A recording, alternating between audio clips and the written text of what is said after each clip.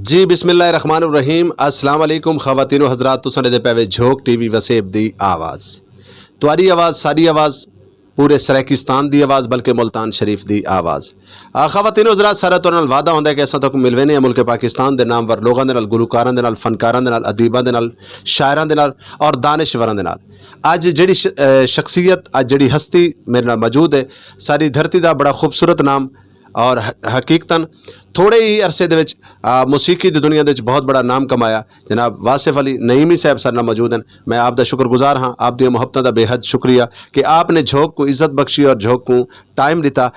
हकीकतन ये है कि थोड़ा जिहा टाइम लगा है, थोड़े जे अरसे दे विच माशाअल्लाह सराइकी वसेब दी बड़ी खूबसूरत आवाज़ दे मालिक हैं और यकीनन पाकिस्तान दे जिथां वड्डे गुलकारां दा नाम आंदा है ते उत्थां आप दा भी नाम आंदा है क्योंकि आप दी जदोजहद, आप दी मेहनत, आपने अपने फ़न दे नाल मुहब्बत की थी, आपने अपने फ़न दे नाल लगन दे नाल काम कीता।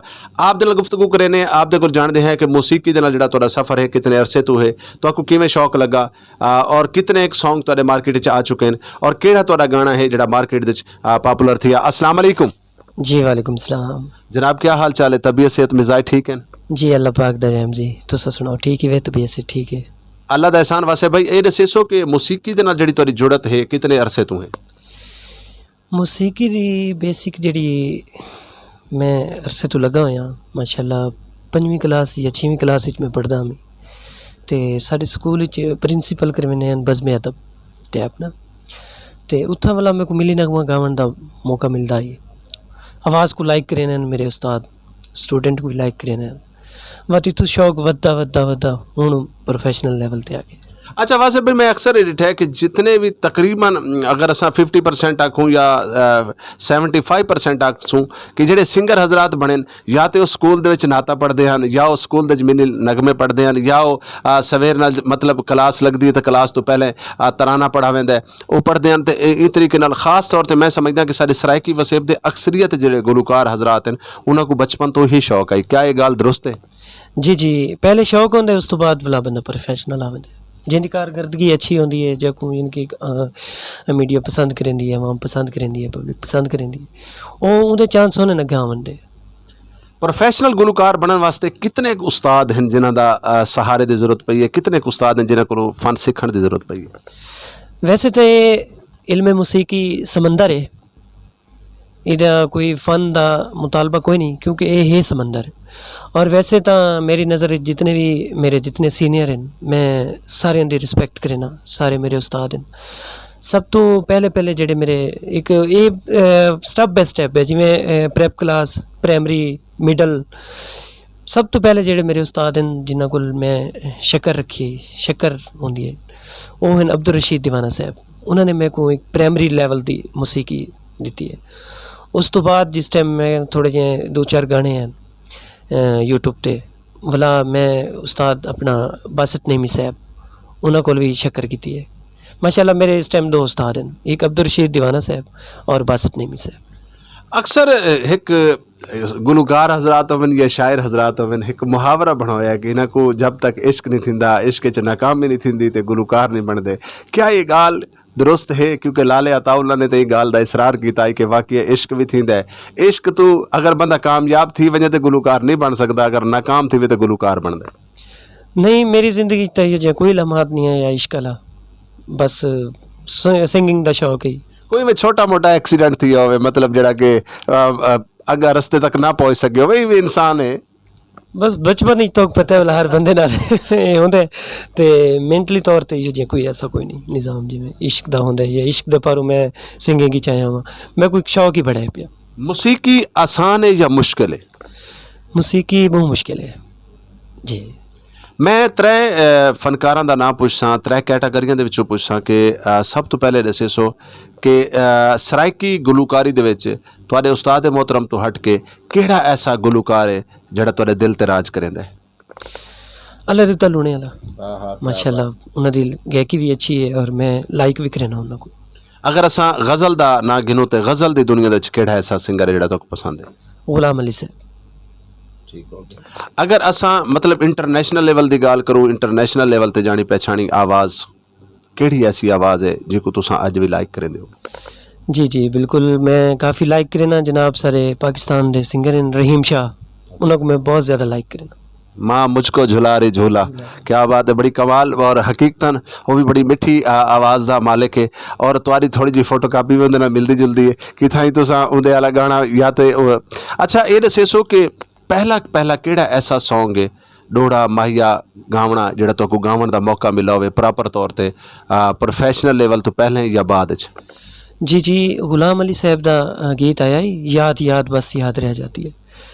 उन्होंने भी काफ़ी अच्छी मकबूलियत हासिल की है इस गीत तो, मगर मेरे भी था अपने इलाके च ये मेरे को सुनते हैं और काफ़ी लाइक करे हैं स्टेज पे। इन्हों मैं बहुत ज़्यादा गाना शौक नाल। याद याद याद बस याद रह जाती है। लेकिन मैं भी हुण एक फरमाइश करे सां इवें अंतरस्ताई अगर याद खड़ा होवे तो तुसां वो याद जिहड़ी है सारे झोंक दे नाज़रीन नाल भी शेयर करे सो। जी ज़रूर ज़रूर माइक जी। हो इश्क में तो हर चीज़ मिट जाती है, बेकरारी बन के हमें तड़पाती है। याद याद याद बस याद रह जाती है, वो तेरी याद, वो तेरी याद, वो तेरी याद, याद याद याद याद बस याद रह जाती है।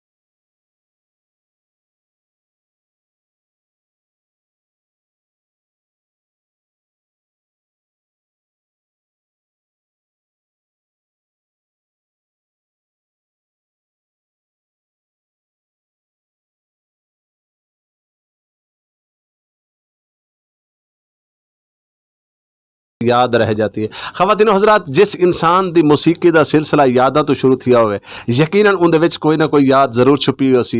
ये वक्री गल है कि भाईजान साकू अपनी याद दे बारे च नहीं रजिंदे पे। अच्छा इन तो बाद सराइकी केड़ा ऐसा सॉन्ग है जिंदी वजह तो तको शोहरत मिली? जी मेरा अपना ही गीत गाया सीधी डस बांधनी से तकरीबन थी 4 महीने थी गए उस यूट्यूब तो रिलीज़ थे। शानदार स्टूडियो मुल्तान तो इन्हों की आडियो हुई और मून प्रोडक्शन पाकिस्तान लिया उन्होंने वीडियो हुई। सीधी दस देखो बांधने से हकीकतन ये भी कोई याद की तरह कोई डिफरेंट ही हो सी इवें है कस्ताई। जी जरूर। अज मुकदी सजन तू मुका, गाल जेड़ी है साफ डसा, देख साकू मथे वट न पा, सीधी डस भांदे निसे, सीधी डस भांदे निसे, वे ढोला सीधी डस भांदे निसे, सीधी डस भांदे निसे,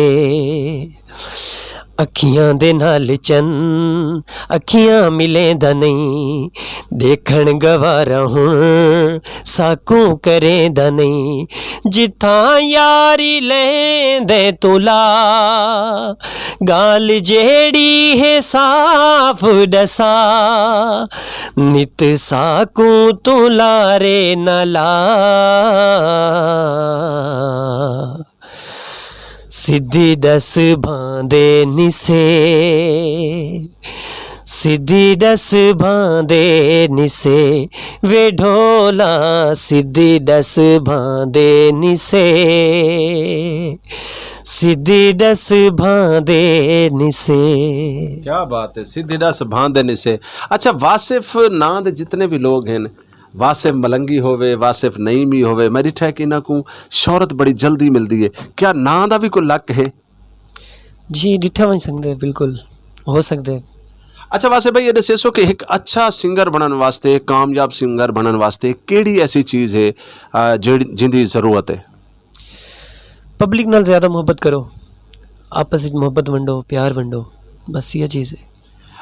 शायरी अज दी जड़ी मौजूदा शायरी चलती पई है, जड़ी गुलकार हजरात गांदे पे, तुसां भी गांदे पे हो, उंदे च और अज तो 10 साल पुरानी शायरी च क्या फ़र्क है?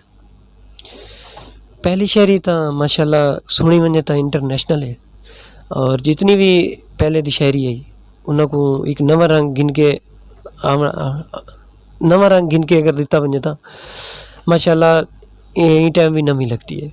जितनी भी शायरी है पुरानी, जितनी भी शायरी है आजकल तो नवी शायरी नाल बस गुजारा ही है। वासिफ भाई शादी थई हुई है? जी जी माशाल्लाह, मेरे दो एक या दो? नहीं, ही का शादी है। लगते तो भाभी तो डरे बैठे हुए, क्योंकि भाभी टाइम सारा प्रोग्राम लेती बैठी सी। भाभी ऐसी कोई गाल कह नहीं, ये इंटरव्यू दी गल ही होंदी है, क्योंकि इन्हां दे परस्तार, इन्हां दे चाहण वाले, क्योंकि गुलकार जिहड़ा हुंदा है उनको आवाज़ दी दुनिया दे विच हर बंदा जानदा है, लेकिन उनकी लाइफ दे बारे च लोग जानना चाहते हैं, तो ये वास्ते अच्छा ये दसो कि सराइकी वसेब तो इलावा भी कई जगह ते तो गावण दा मौका मिला है?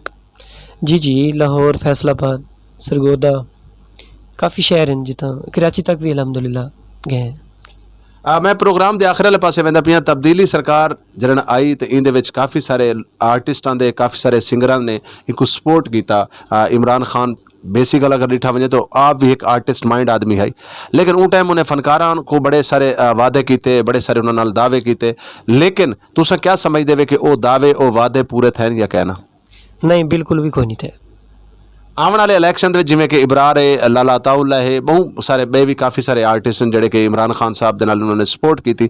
मैं समझदा कि सराइकी वसेब दे जिहड़ा इमरान खान साहब को वोट मिले और सिर्फ मिला है तो लाला अताउल्ला दी शख्सियत की वजह तो मिले, वरना शायद इथों ना वोट मिले। आने वाले इलैक्शन दे क्या फनकार बरादरी दे नाल खड़सी? मुश्किल ही है। अच्छा जी। मैं हुण क्योंकि प्रोग्राम दा आखिर है, टोटल कितने गाने हैं जिहड़े तुहाडे मार्केट च आ चुके हैं? जी इस टाइम 5 गाने जड़े ना यूट्यूब ते चैनल ते मौजूद है। कोई ऐसा गाना है जिंदा शायर तुसां खुद होवो? नहीं कोई ऐसा। और प्रोग्राम के आखिर दे सारे नाजरीन को क्या पैगाम दसो, मिठा जिहा, प्यारा जिहा, सोहना जिहा पैगाम, क्योंकि इस टाइम सारा प्रोग्राम पूरी दुनिया के डिठा वैंदा पे, पाकिस्तान बल्कि पूरी दुनिया के वसेब तो बहर भी, खास तौर पर सारा झोंक के जोड़े प्रोग्राम हैं सारे वसेब के, वो परदेसी लोग बहुत शौक नाल लेते हैं जोड़े सऊदीया, दुबई, बहर के मुल्कों के बैठे हैं और तुहाडे नाल बड़ी सारी मुहब्बत भी करें। जी जी, परदेसी भाइयों वास्ते तो मैं बिल्कुल दुआ करे ना कि अल्लाह पाक उनको हमेशा अपनी अमान च रखे और जिथा भी रहन खुश रहन और वापस आवन खैर नाल आवन, अल्लाह ताला उनको अपनी तंदुरुस्ती च रखे, ते आपस में मुहब्बत वंडो, प्यार वंडो, बस यही चीज़ इंसानियत है। कोई चीज़ नाल नहीं गिन के वननी, हमेशा इंसान आया भी खाली जेब है और वनना भी खाली जेब है। जितनी कोशिश करो कि आपस में प्यार मुहब्बत वंडो और वड्डियां दा अदब करो, छोटियां ते शफकत करो और डिठा वने तां अल्हम्दुलिल्लाह अल्हम्दुलिल्लाह। अगर इंसान दी अपनी कामयाबी इंसान चाहता है, जितनी भी कामयाबी चाहता है, माँ बाप दा अदब करो, अपने उस्ताद इकराम दा अदब करो। वैसे भाई झोंक टीवी वसेब की आवाज़ हमेशा फनकारां की आवाज़ बने और इन सराइकी वसेब के बहुत सारे आर्टिस्टां को जोड़े कि छोटे आर्टिस्ट हैं, छोटे फनकार हैं, इन्हें उन्होंने प्रमोट किया है। झोंक टीवी के बारे तो क्या ख्याल आता है? जी जी अल्हम्दुलिल्लाह माशाल्लाह काफ़ी ना है और हमेशा ना रावण है, मज़ीद वधने, अल्लाह खैर करे, पूरे पाकिस्तान च ना है माशाल्लाह झोंक टीवी का। बहुत शुक्रिया, बहुत मेहरबानी ख़वातीन हज़रात, सारी धरती का बड़ा खूबसूरत सिंगर, खूबसूरत शख्सियत, बल्कि हर दिल अजीज शख्सियत और यकीनन जड़ा मतलब गरीब फैमिली का गरीब फर्द होंदा है, उनको एहसास भी होंदा है, उनको पता भी होंदा है और यकीनन जड़े शख्स को मेहनत करके कोई भी शोहरत मिलती है तो वो शोहरत की कदर भी जानता है। सानल बड़ी खूबसूरत तरीके दे नाल गुफ्तगू करदे पैन। आखिर दे विच मैं इस शेर दे नाल इजाजत चाहां कि तू मेहनत कर, मेहनत दा सिला जाने खुदा जाने। तू मेहनत कर, मेहनत दा सिला जाने खुदा जाने, तू डीवा बाल के रक्षा हवा जाने खुदा जाने। ख़वातीन हज़रात जुड़े रहो झोंक टीवी वसेब दी आवाज़ दे नाल। अपने मेज़बान रिजवान हुसैन को दसो इजाज़त। अल्लाह हाफिज़, अल्लाह निगहबान।